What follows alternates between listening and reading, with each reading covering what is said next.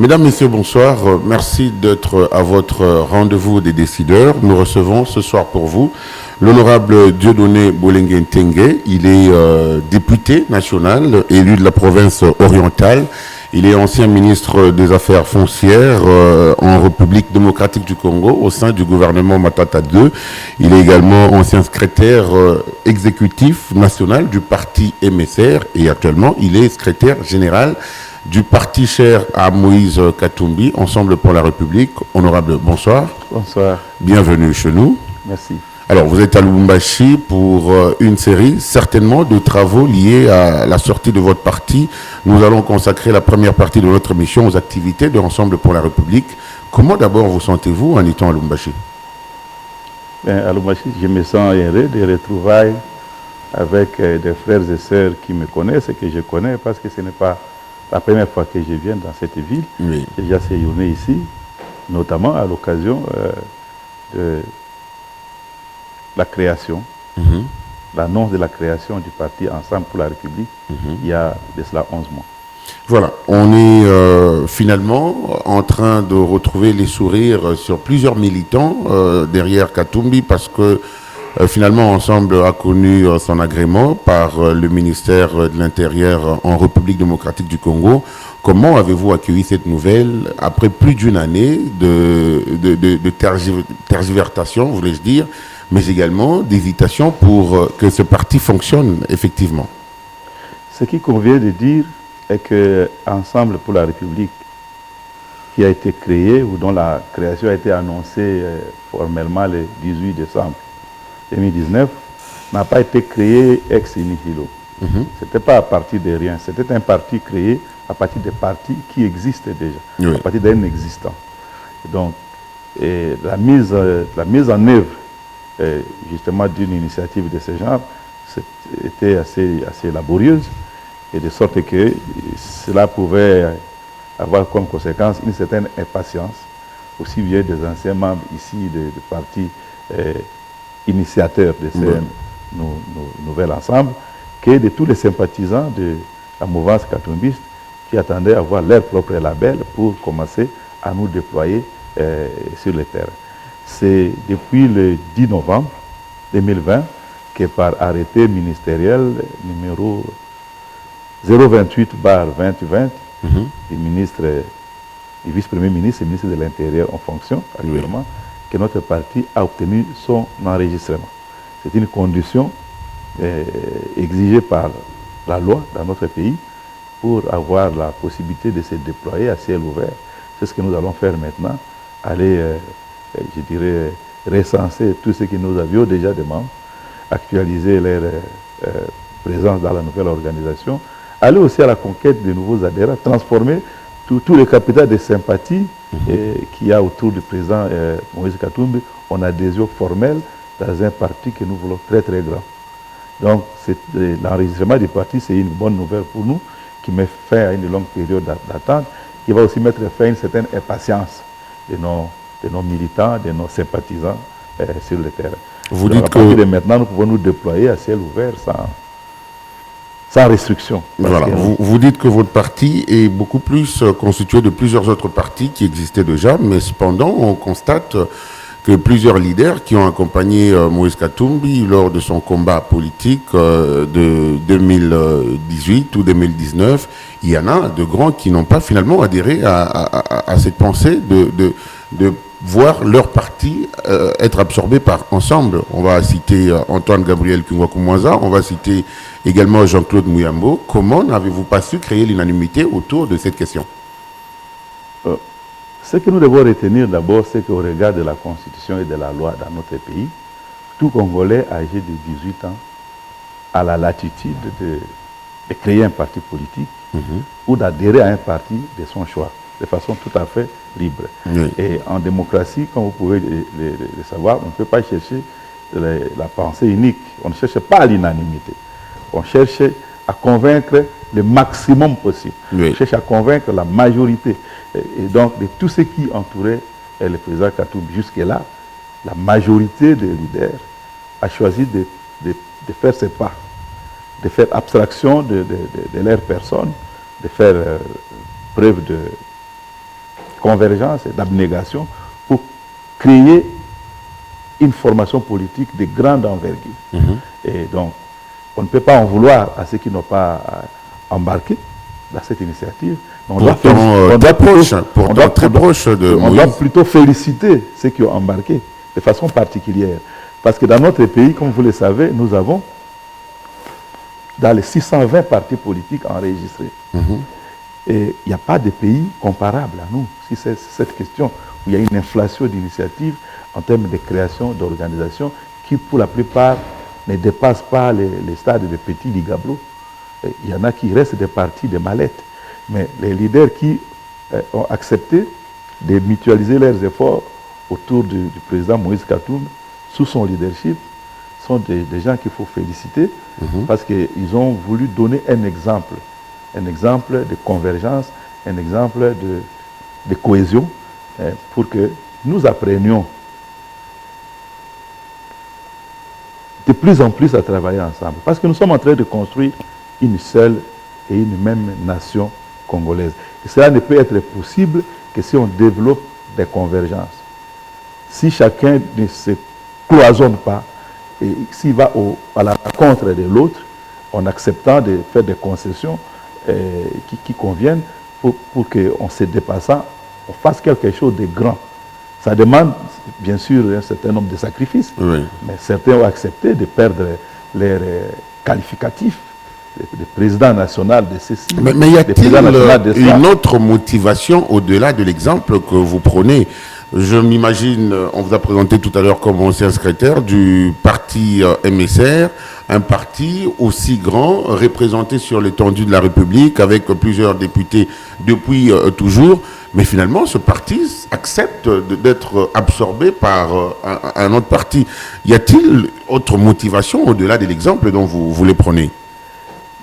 D'abord, je ne suis pas d'accord qu'on dise qu'on a été absorbé, parce qu'être absorbé, c'est être disparaître c'est la réalité. Par les faits. MSR n'existe plus, on ne parlera plus jamais de MSR. Nous sommes partie prenante de la construction d'un nouvel ensemble, d'une nouvelle formation politique que nous voulons beaucoup plus grand que nous l'avons été. Donc si nous avons été grands, nous serons, dans ce qui va être construit, beaucoup plus grand encore par l'apport des autres. Donc, nous avons créé ces partis en tenant compte de l'existant. Chacun des autres partis initiateurs occupera, dans un premier temps, l'espace qui lui conviendra d'occuper, du fait de son ancrage sur le terrain, du fait des effectifs de ses membres, des cadres, des effectifs de ses élus. Et vous allez voir que par cette mise en commun des efforts, nous ferons œuvre exemplaire dans les pays, parce que d'ici quelques mois, il n'y aura probablement pas beaucoup de partis à la taille des Ensemble pour la République. Nous serons, d'ici peu, les partis les plus grands dans ces pays, et de loin les plus grands. C'est à ce moment-là que les gens vont comprendre pourquoi on a fait ça. Et d'autres vont être tentés de faire la même chose, et ce sera bien pour les pays. Plutôt que de nous disperser, aller dans le sens de nous unir. Donc nous aurons une seule nation si les sous-ensembles qui contribuent à construire cette nation-là sont de moins en moins nombreux. Honorable, y a-t-il eu de chèques pour que tout ce parti finalement accepte de se réunir autour de ce nouveau parti ensemble? Est-ce qu'il y a-t-il eu de l'argent? Je ne pense pas qu'on devrait réfléchir comme cela. Si, l'opinion pense qu'il y a... le parti ont été achetés. Les acteurs qui sont entrés dans ces projets. Pour la plupart, il s'agit des partis politiques ayant constitué par le passé les G7. Et ont trahi finalement la majorité présidentielle de l'époque. Comme on le sait, des partis qui se sont rébellés. Les partis du G7 sont les leaders politiques, et les cadres du G7 sont ceux qui, dans notre pays, ont commencé par dire qu'à partir du moment où l'on ne respecte plus les aspirations et les intérêts du peuple congolais, il n'y avait pas moyen de continuer ensemble. Lorsque nous avons quitté la majorité, nous avons dit que ces gens ne sont pas en train d'aller dans la bonne direction. Mais la suite des événements nous a donné raison. Les gens de UDPS et INC, dans le cas de CAJ, qui se sont associés à nos anciens partenaires. Moins de 2 ans après, sont arrivés à la conclusion qu'il n'y a pas moyen de faire du bon chemin avec ces gens-là. Parce qu'ils ne regardent pas du côté du bien-être de la population congolaise. La preuve en est qu'aujourd'hui, la majorité de la population congolaise est dans la misère. Donc je voudrais rappeler cela. Je voudrais rappeler que les anciens partis du G7 sont constitués par des gens qui ont quitté des fonctions ministérielles, des fonctions élevées dans les institutions, y compris au Parlement. Donc, parce que pour eux aussi, des avantages. Pour eux, Moïse Katumbi serait président en 2016 et il serait encore aux affaires. Ils ont quitté des avantages matériels pour défendre un idéal. L'idéal d'un Congo qui marche bien, qui fait le bonheur de ses enfants. Et à côté de ces partis du G7, si vous ajoutez le PND de Salomon Kalonda, mais Salomon est déjà à côté du président Moïse. Il n'a pas besoin d'un chèque de plus pour rester à côté de Moïse. Donc ceux qui parlent d'échec, c'est comme s'ils ignoraient qui sont les acteurs qui ont concouru à la création de ces nouveaux partis. Donc il s'agit de défendre un idéal, de défendre une cause. On est resté constant à la défense de cette cause depuis la rupture avec ce qui était hier la majorité présidentielle et qui est devenu aujourd'hui l'FCC. Il s'agit d'appeler les Congolais à s'unir. L'union fait la force. La devise est belge, mais ces applications sont universelles. Si nous nous mettons ensemble, nous serons plus forts, nous serons plus grands. Il faut bien qu'il y en ait qui donnent l'exemple pour convaincre les autres, pour convaincre ceux qui hésitent, pour convaincre ceux qui ne savent pas pourquoi ils ont créé un petit parti de mallettes. Voilà. Donc, nous avons voulu procéder par un exemple qui n'a pas encore dit tous ses secrets, mais je crois qu'avec le temps et la manière dont nous allons fonctionner, les gens vont découvrir comment, à l'intérieur d'un grand parti démocratique, on prépare l'avènement d'un pouvoir démocratique. À ce jour, 2 postes seulement sont connus au sein de votre parti politique, celui de la présidence, mais également le vôtre en tant que secrétaire général. Mais il faudrait rappeler aux téléspectateurs que vous êtes à ce poste en remplacement du feu Pierre Lumbi, qui nous a quittés, paix à son âme. Mais vous n'avez pas non plus créé l'unanimité autour de votre choix. Plusieurs de vos pairs ont pensé que vous ne méritez donc pas ce poste en remplacement de Pierre Lumbi.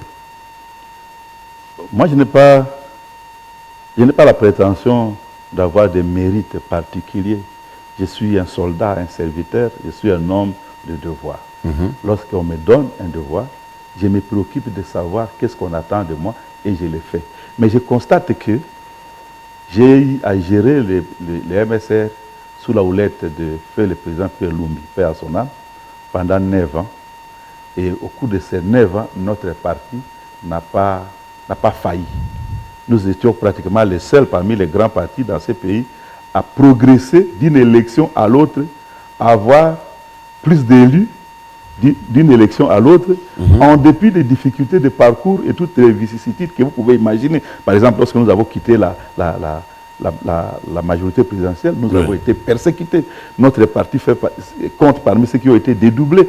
Et même lorsque les dialogues de la Cinco, l'accord de la Saint-Sylvestre a recommandé qu'on remette les partis dédoublés dans leur situation d'avant, les dédoublements, on a réglé ces problèmes pour tous les partis sauf pour les nôtres.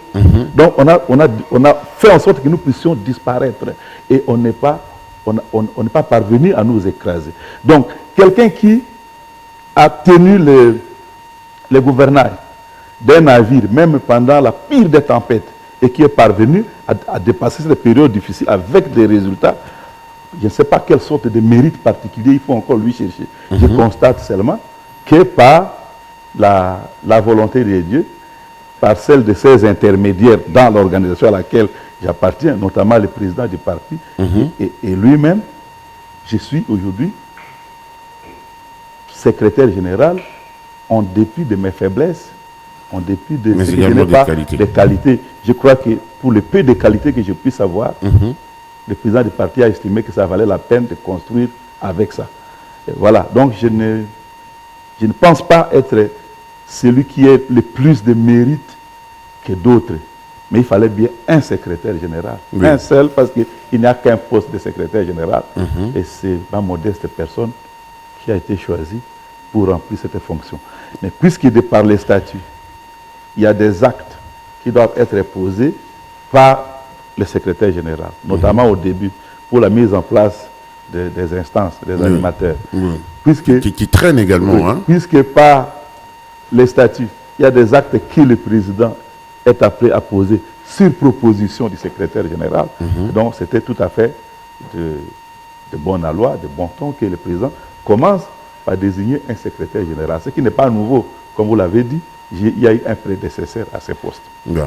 Voilà. Mais à quand la mise en place finalement au sein de votre parti, puisque là on sent qu'il y a une sorte de combat, d'assaut entre plusieurs partis qui se retrouvent au sein de Ensemble. Chacun veut s'étirer la part du lion de son côté. Finalement, il y en a qui se sentent un peu lésés, mal à l'aise pour n'avoir pas occupé certains postes à venir selon leur poids politique. Non. Votre question me donne la latitude de clarifier un certain nombre de choses. Oui. Ce qui est vrai, c'est qu'il y a une certaine impatience. En des termes clairs, Il y a une certaine nous on apprend impatience des membres. que le PND de Salomo Kalonda voudrait vraiment la part du lion par rapport à la mise en place, aux mises en place qui devraient être faites. Je voudrais d'abord préciser qu'il y a une certaine impatience de nos bases, de nos cadres, de nos sympathisants à voir leur parti se déployer rapidement sur le terrain et occuper la place qui va lui revenir dans l'école. Ça, c'est un fait observable, vérifiable auprès des nôtres. Mais il y a également une forme d'antipathie auprès de ceux qui ne soutiennent pas le président, ceux qui veulent être des adversaires ou s'ériger en ennemis du président Katumbi et de tous ceux qui lui est proche et qui peuvent être tentés de diffuser des informations par des réseaux sociaux, par tout ce qu'il y a aujourd'hui comme possibilité, de diffuser des faussetés. Quand vous avez besoin d'une information, c'est ce que vous faites. Oui. Vous allez à la source chercher cette information. Alors, je voudrais vous informer qu'il y a une harmonie entre toutes les composantes de l'ensemble. Et qu'ensemble va à son rythme. Nous demandons au public d'accepter un minimum de patience. Nous avons été enregistrés le 10 novembre, un mois avant l'anniversaire, le premier anniversaire de la création de notre parti. Nous attendons donc, à l'occasion de la célébration de cet anniversaire, rendre public un certain nombre de choses. Déjà à partir du 1er décembre, nous allons essayer de montrer qu'il y a, notamment dans les chefs-lieux de province, des points de repère, des points à partir desquels on peut voir flotter le drapeau de l'ensemble, ce qui va représenter une invitation pour ceux qui veulent se renseigner, savoir où nous en sommes, venir signer leur fiche d'adhésion ou s'inscrire dans les registres des adhésions. Non, on parle de recrutement, on parle des adhésions, vous parlez de la date du 1er décembre, alors que sur place, il y a des gens qui s'enregistrent, qui sont déjà à ce jour membres de Ensemble, et même certains cadres. Mais vous venez de dire, d'abord tout au début, moi je vous ai dit qu'Ensemble a été créé sur la base d'autres partis politiques dont les leaders ont accepté de fédérer, de mutualiser leurs efforts. Mais ceux qui appartenaient à ces partis et qui sont restés fidèles doivent se manifester quelque part. Leurs leaders doivent communiquer leurs effectifs pour qu'on fasse une mise en commun, qu'on ait une même base de données. Ça, c'est un peu comme si on allait à l'école, on a réussi, mais on va confirmer son inscription en quelque sorte. Mais il y a des adhésions, il y a des sympathisants qui appartiennent à des associations katumbistes, des associations qui relèvent plutôt de la société civile. Mais si parmi eux, il y a des gens qui veulent jouer un rôle dans les partis, entrer en politique active, ils doivent venir se faire enregistrer. Ils doivent venir prendre leur adhésion formellement, signer leur fiche d'adhésion et prendre leur carte de membre. Et puis, c'est la vocation d'un parti politique, d'aller à la conquête des effectifs. C'est ce que nous allons aussi faire et inviter le maximum possible de Congolais à rejoindre ces partis d'avenir parce qu'en réalité, quand on regarde dans le paysage politique congolais, on voit que la plupart des partis politiques qui opèrent ne représentent pas cette promesse d'avenir pour le peuple congolais. Certains sont au pouvoir, ils n'arrivent pas à résoudre les problèmes des Congolais. Nous venons avec une offre intéressante, nous allons la faire connaître, nous allons appeler à ce que les gens viennent adhérer. En attendant, vous l'avez dit, il n'y a que le président du parti et le secrétaire général qui sont aujourd'hui en fonction. Oui. Formellement, et ceux qui prennent des initiatives à gauche, à droite, pour réunir les gens, promettre de donner des postes, des cartes de membres, certains font du zèle, d'autres font un travail d'anticipation pour dire si on nous appelle, qu'on soit déjà prêt avec notre liste, parce qu'on veut aller collectivement. Oui. Bon, ça, à partir du moment où ils n'en font pas quelque chose de public, on peut les comprendre. Mais ceux qui donnent des communications publiques, Oui. ceux qui se donnent un rôle qui ne leur a pas encore été accordé, c'est là on devrait les considérer comme étant un peu à côté de la plaque et attendre le 1er décembre, là où le drapeau de l'ensemble va flotter, pour se diriger à l'endroit et aller chercher l'information. Le 18 décembre, c'est l'anniversaire de la création du parti. Oui. Nous attendons opérer notre sortie solennelle à Kisangani et à partir de là, nous déployer le plus Voilà, on va quand même anticiper cette question qui rentre dans la prochaine étape, mais on en parle quand même. Une année déjà, le 1er décembre, ce parti... 18 décembre. 18 décembre, voilà. Ce parti si on qui a commence le été... 1er, c'est pour préparer le 18 ans. Voilà, ce parti qui a été autorisé de fonctionner après que Katumbi rencontre Tshisekedi à Kinshasa aux consultations nationales. Est-ce que c'était parmi les préalables pour que Katumbi finalement accepte de rejoindre Tshisekedi? Et en contrepartie, le parti pourrait fonctionner, les entreprises pourraient être restituées. Finalement, Katumbi devient le chouchou de Tshisekedi. Non, je crois que là, vous avez... Votre question mélange beaucoup de choses. Oui, effectivement. Moi, je voudrais bien répondre dans le cadre du parti. Oui. La démarche de créer un parti à partir d'autres partis a été une démarche laborieuse. Parce qu'il faut harmoniser les vues, s'assurer qu'on a la même interprétation, la même lecture de ce qu'on veut faire. Ça a été laborieux. Cette démarche a été aussi interrompue par les dégâts de la pandémie à Covid-19, les interruptions de voyage, les confinements, ainsi de suite. Et puis, on a pu reprendre lorsque, de ce côté-là, les choses sont redevenues plus ou moins normales. Alors, notre demande d'enregistrement au ministère de l'Intérieur a été effectuée indépendamment, bien avant l'initiative du président de la République de procéder à des consultations pour l'Union sacrée qu'il veut créer. Donc, notre démarche était en cours. Beaucoup de temps. Notre démarche était en cours. La demande d'enregistrement a été faite en amont de l'initiative du président. Mais les institutions, ou pour le cas présent, le ministère de l'Intérieur, dispose d'un délai légal pour vérifier des choses. Nous avons déposé un dossier du parti avec, en annexe, 100 dossiers individuels de membres. Donc, il fallait vérifier pièce par pièce tous ces dossiers. C'est un travail laborieux. Et nous avons voulu montrer que nous sommes déjà un parti avec beaucoup d'effectifs, bien avant même de commencer formellement les activités. Donc, on avait déjà 100 dossiers de membres individuels. C'était laborieux à examiner. Mais il s'est fait que le président de la République, entre-temps, a pris l'initiative de consultation. Et notre président a répondu à son invitation. Et que dans le sillage de sa visite à Kinshasa, après sa visite à Kinshasa, le ministère de l'Intérieur a terminé son travail. Il nous a donné donc vous confirmez, avant l'arrivée du président, qu'il n'y a jamais eu d'obstacle politique pour l'agrément de ce parti? Non. Au moment du dépôt du dossier, quelques semaines après le dépôt du dossier, le secrétaire général chargé des partis politiques au ministère de l'Intérieur nous a envoyé un courrier dans lequel il nous disait que notre dossier avait rempli toutes les conditions exigées par la loi pour obtenir l'enregistrement. Et qu'il transmettait ces dossiers au cabinet du ministre. Et donc, avant que le président arrive à Kinshasa, nous étions déjà sûrs qu'on était dans la bonne voie pour être enregistrés. Vous savez, de par notre constitution, la liberté d'association est garantie. Et en matière de partis politiques, c'est ça qui est voulu par la loi.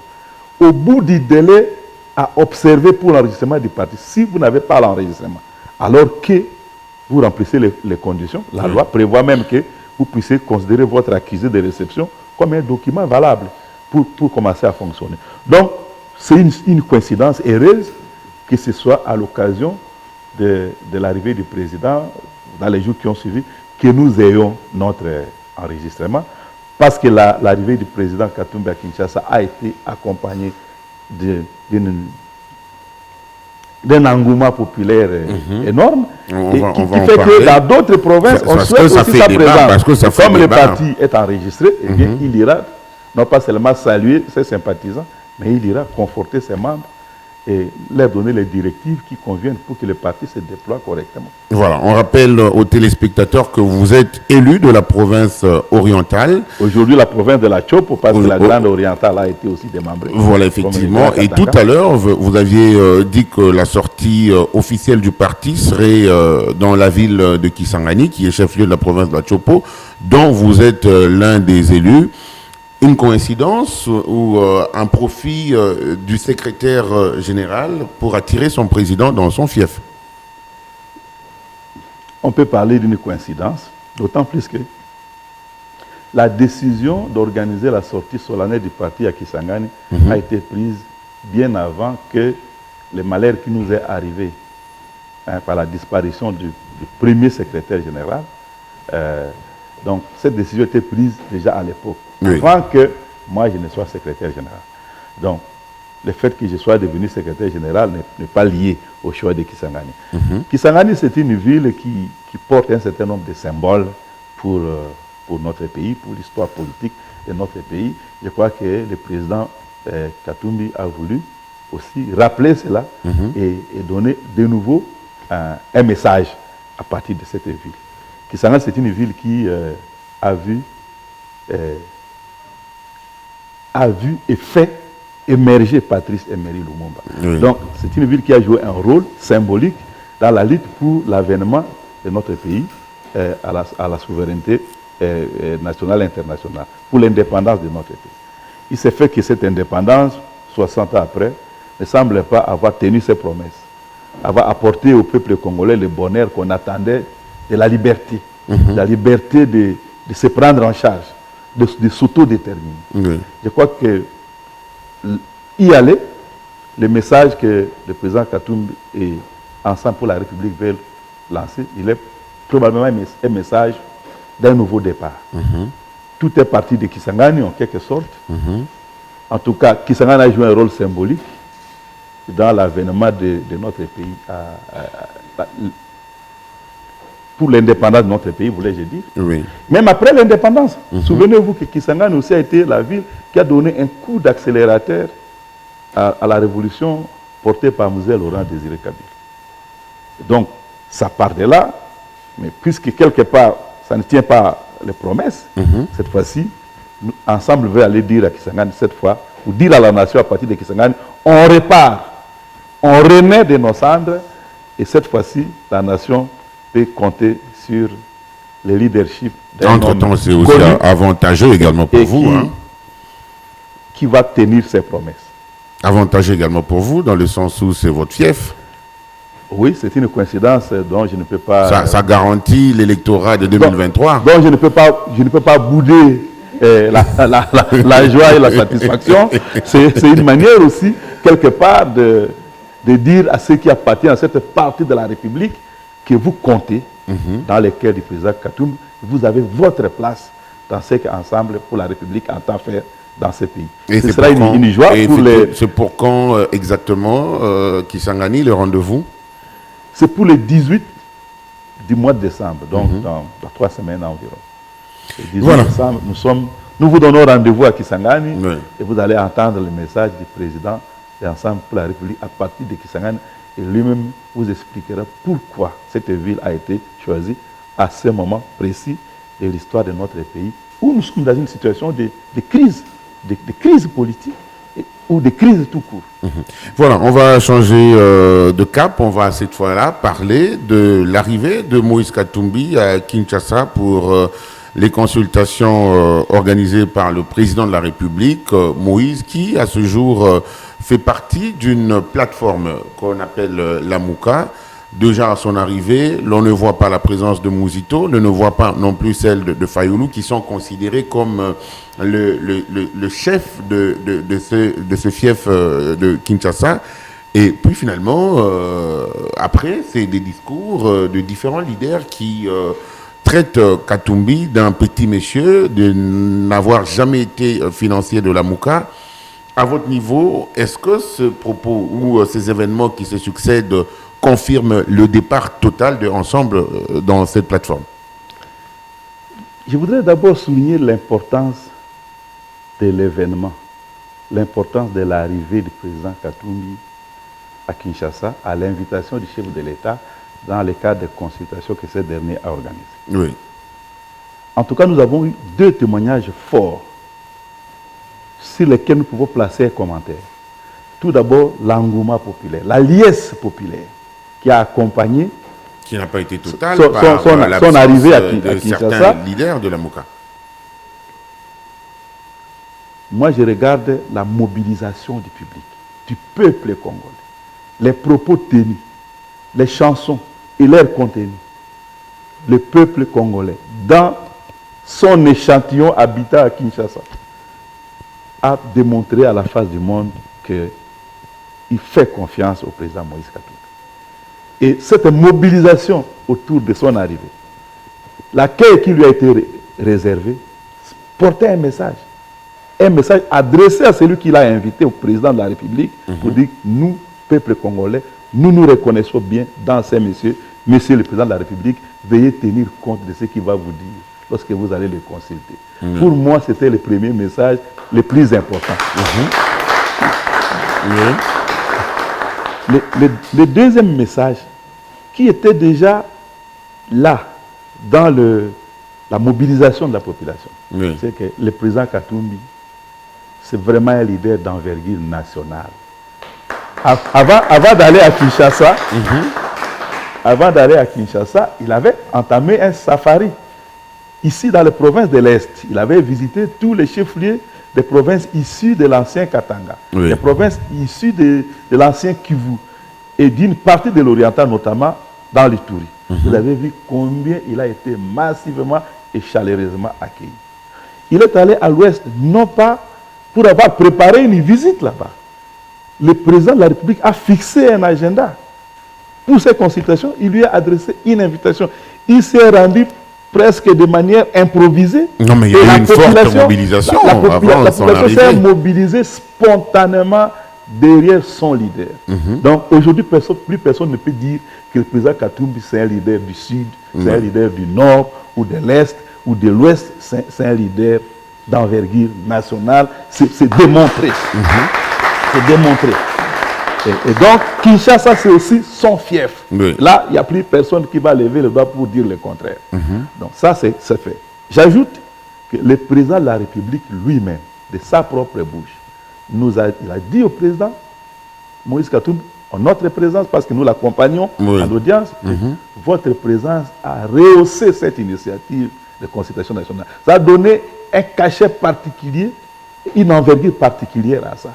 Vous avez vu que beaucoup de gens ont été invités à ces consultations. Mais ils y sont allés proprement, tout seul, incognito. Et lui ne pouvait pas passer incognito. Il est population. Si c'était autorisé, la population aurait bien voulu aller jusque dans le palais de la nation, s'asseoir, entendre, écouter un mot de sa part au sortir de cette audience. Ça, c'est réglé. S'il faut parler de la Mouka, moi, je vous ramènerai aux sources. La Mouka, c'est une plateforme qui a été créée dans un espace qui devait respecter la démocratie. Chaque composante conservait sa liberté de manœuvre, conservait ses effectifs et ses méthodes propres d'organisation. Il y avait là une volonté de mise en commun des efforts autour d'un candidat commun à une élection qu'on savait difficile du fait des manœuvres que le FCC et son leader avaient orchestrées par rapport à la compétition électorale.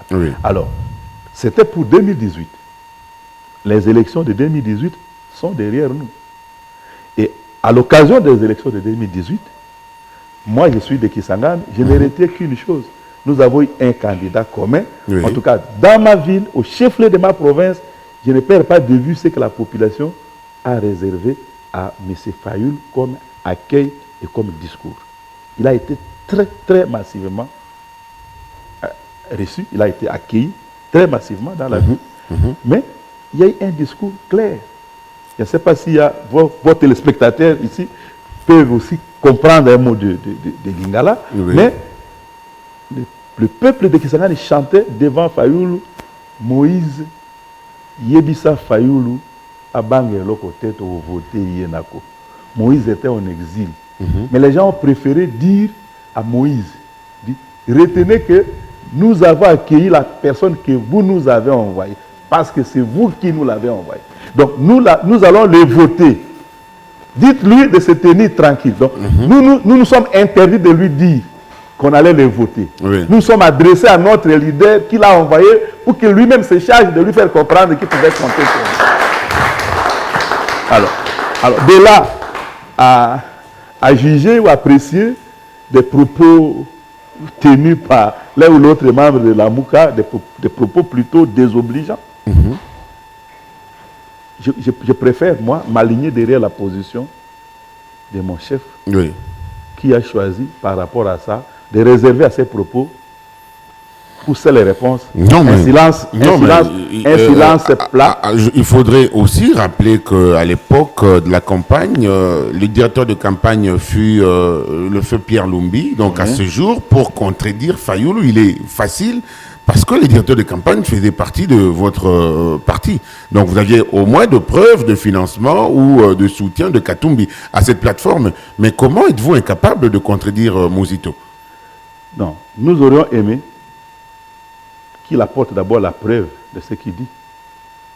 Parce qu'il a dit que le président Katumbi n'a pas financé. Mais est-ce qu'il a dit qui a financé?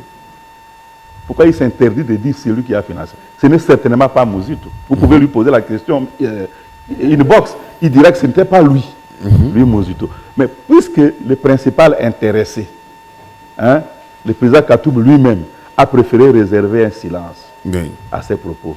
Nous, ses disciples, nous, ses collaborateurs, suivant ses pas, nous préférons répondre par un silence. On laisse Dieu, c'est le juge. Mais retenez que c'est nous, de la mouvance katumbiste, qui avons mené la campagne de Fayou. Le président Pierre était le directeur de campagne. Qui était le coordonnateur de campagne dans nos différentes provinces? Moi, je l'étais à la Chopo. Les défaits à Palata de mon parti étaient au Bazuele, au Diane de notre parti au Haut-Tuélé, Ezadri en Ituri, Molicho au Maniema, Moindo Zangi au Nord Kivu, Jean-Claude Kibala au Sud Kivu. Je peux aller au Nord Ubangi, à la Mongala, ainsi de suite. Et ici dans la Sien Katanga, est-ce que vous avez vu un non-katumbiste se mettre en tête de cette campagne? Donc, il y en a qui disent souvent une certaine sagesse qui nous rappelle que la reconnaissance n'est pas de ce monde. Nous n'allons pas nous attarder à la chercher. Nous ne faisons pas notre voyage en regardant dans les rétroviseurs. Ces histoires-là appartiennent au passé. Nous nous préparons à la conquête du pouvoir pour assurer au peuple congolais le bonheur qu'il mérite. Nous n'avons pas le temps de perdre. Mais pourquoi vous ne quittez pas finalement cette plateforme clairement? Qu'est-ce qui vous retient encore à vouloir rester, à accepter les humiliations, mais tout en restant accroché à ceux qui apparemment ne vous désirent plus? La Mouka, c'était un bien commun. Une plateforme, une initiative commune ou collective pour gérer notre participation à une élection. Et après, puisqu'au sortir de ces élections, on n'a pas eu les résultats que le peuple congolais voulait, et qu'on était sûr qu'il y aurait une certaine crise, les leaders de la Mouka, les principaux leaders, ont préféré continuer à collaborer, à prendre des initiatives de mobilisation ensemble. Ça, ce n'est pas une mauvaise chose. Mais nous avons, dès le départ, dès la fin des élections, nous avons eu des clivages. Nous nous sommes inscrits dans l'optique d'une opposition républicaine, exigeante et responsable. Et on est resté fidèle à cette ligne de conduite. S'il y a quelque chose qui est bien fait par le gouvernement, on l'applaudit. S'il y a quelque chose qui est mal fait, on les dénonce. Malheureusement, il n'y a pas beaucoup de choses qui soient bien faites. Mais ça, c'est un autre débat. Les autres ont choisi d'aller derrière la vérité des urnes. C'est-à-dire de contester le fait que les institutions qui ont la compétence qui leur est attribuée par la Constitution pour organiser, sanctionner les élections, ayant déjà tranché et ils ont voulu remettre en cause les institutions. Mais quand vous remettez en cause ce qui est des institutions compétentes en la matière, vous entrez en rébellion, vous devenez hors la loi. Nous avons préféré continuer à rester dans les cadres de la loi, sans désespérer de convaincre les autres de revenir à des bons sentiments. Nous avons remarqué à un moment donné que le président de SID, Martin Fayoul, qui a été notre candidat commun, disait qu'il avait tourné la page et qu'il avait pardonné et qu'il souhaitait juste qu'on évolue, que le président Tshisekedi, à un moment donné, il souhaitait que le président Tshisekedi rompe avec Kabila. Il lui considère comme ayant été celui qui a orchestré les désordres électoraux. Mais aujourd'hui, le Tshisekedi veut dire non, avec Kabila, on ne peut plus continuer à dire. C'est difficile de comprendre celui qui lui a demandé, entre autres, de se séparer de Kabila. Et lui dit, ça devient possible. Mais celui-là n'accepte pas de collaborer. Donc, c'est très compliqué de suivre ces gens. Nous considérons que la Mouka, c'était un label pour un combat limité dans le temps.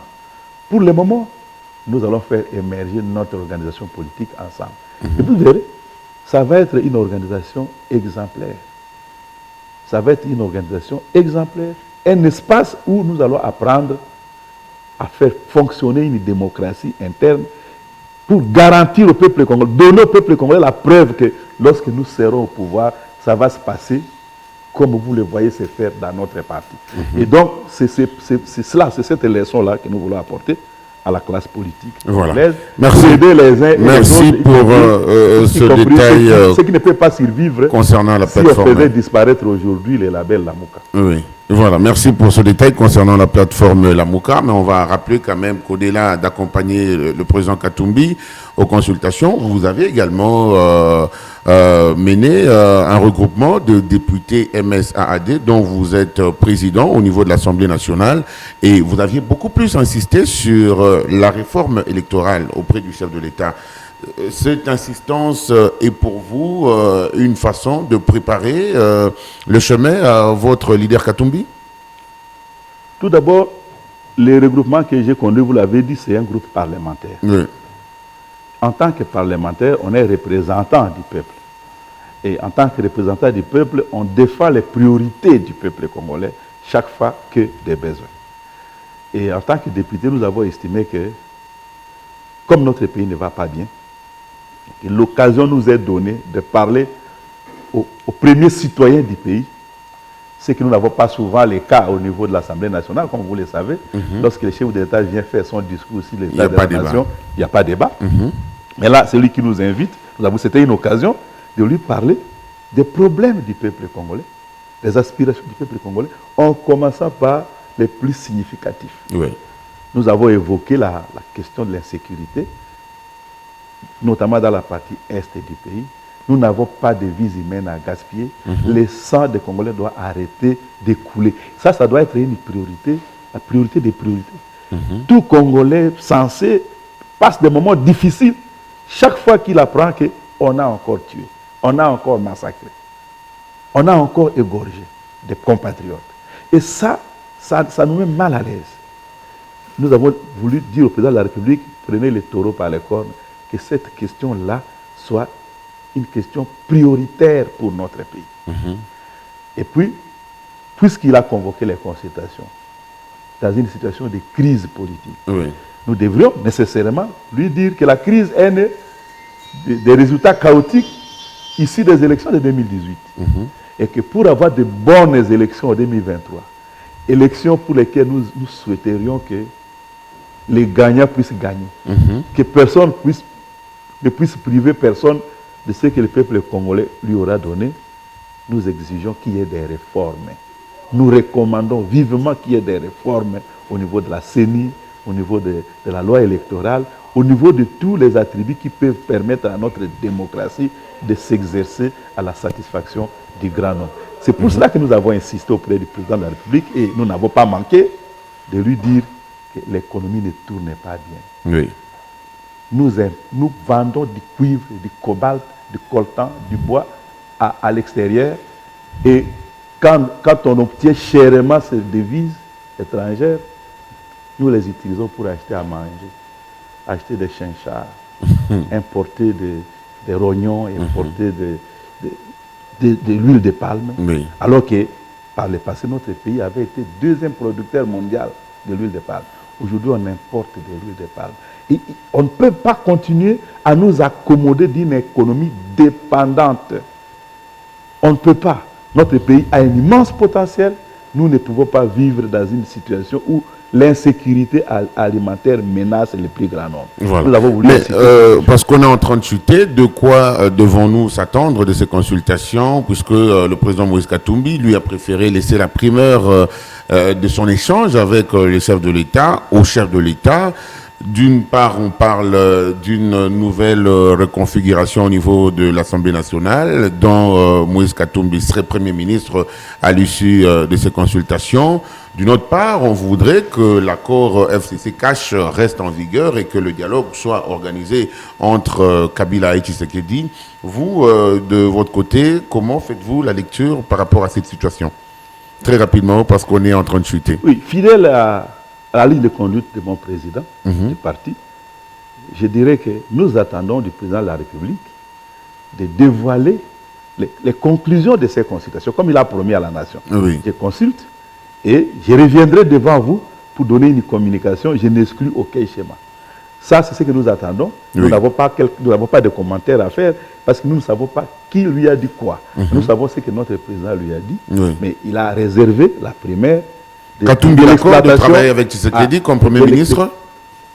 En tout cas, le peuple congolais n'y verrait pas d'inconvénient. Katumbi, c'est un citoyen congolais qui a démontré qu'il était digne de confiance là où on lui a déjà confié la chose publique à gérer, notamment dans la province, l'ancienne province de Katanga. Oui. Et comme vous le savez, nous sommes un peuple de croyants, beaucoup de nous lisent la Bible, beaucoup voient l'Église. Qu'est-ce qui a enseigné par rapport à ça?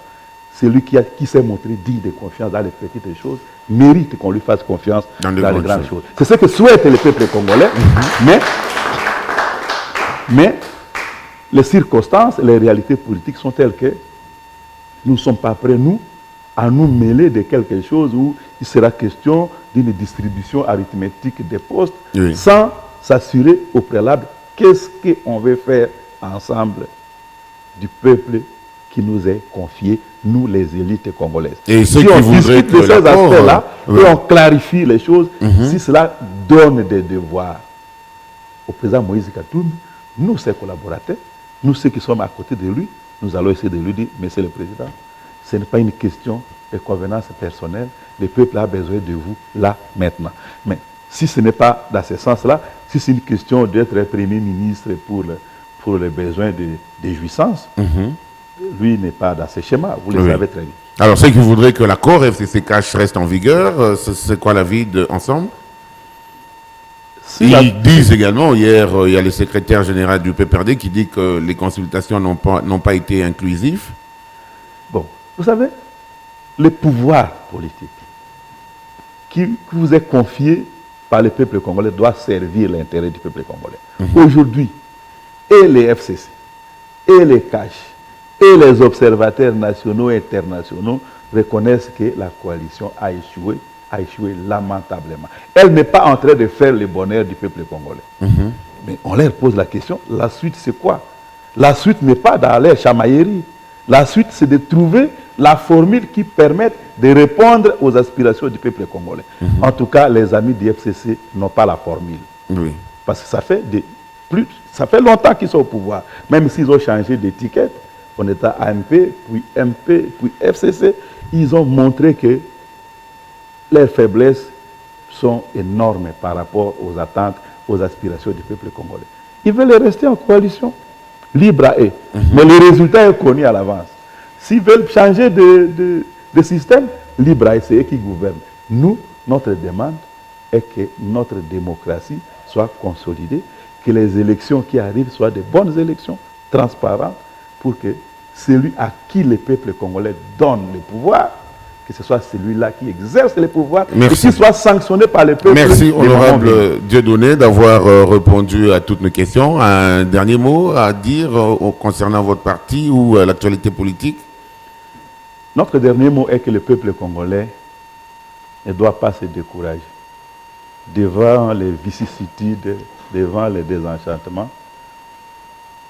qu'il espère en son avenir. Et Ensemble pour la République, qui est sa nouvelle formation politique, vient lui apporter ces messages d'espoir. Nous appelons les Congolais qui souhaitent qu'il y ait un vrai changement dans la vie de leurs frères et sœurs, dans la vie et l'évolution de notre nation, puissent venir adhérer massivement à notre parti. Merci donc à l'honorable Dieudonné Bolintenge, avec qui nous étions sur ce plateau. Mesdames, Messieurs, vous retrouvez ce programme demain dimanche en rediffusion à partir de 13h, mais également le lundi à partir de 22h. Merci à l'Assemblée qui nous a accompagnés. Merci également à tous les téléspectateurs. On se salue, honorable, et on dit encore merci à vous et bon vent à votre parti. Merci à vous et à tous vos téléspectateurs. Merci.